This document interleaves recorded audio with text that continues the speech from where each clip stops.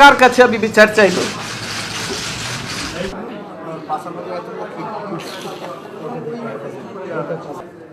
দীর্ঘদিনের সংসারের সব মালামাল রেখে আমাকে এক কাপড়ে বাড়ি থেকে বেরিয়ে আসতে হলো,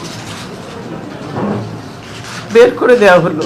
আজকে যেভাবে আমাকে অপমান করা হয়েছে, ঘরের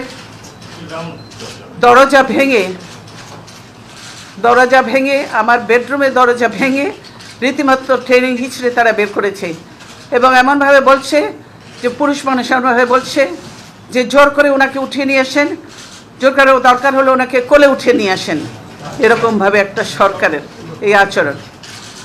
ওনারা ধাক্কা দিয়ে আমাকে গাড়িতে উঠিয়েছেন।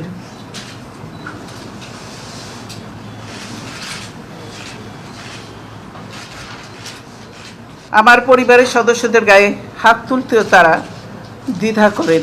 দ্বিধাবোধ করেনি। আমি এর বিচারের ভার মহান আল্লাহ ও প্রিয় দেশবাসীর উপর ছেড়ে দিলাম। আমি দেশবাসীর নিরাপত্তার জন্য মহান আল্লাহর দরবারে দোয়া করছি। আপনারা সকলেই আমার জন্য দোয়া করবেন।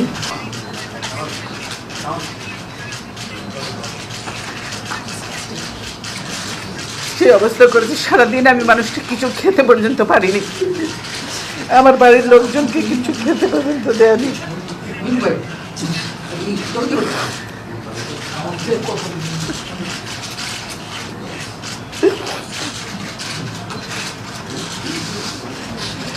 অথচ তারা মিথ্যা কথা বলছে যে আমি নিজে বাড়ি ছেড়ে বেরিয়ে এসেছি। এটা সম্পূর্ণ মিথ্যা কথা, বানোয়াট কথা। তারা জবরদস্তি ধাক্কা মেরে আমাকে বাড়ি থেকে বের করেছে।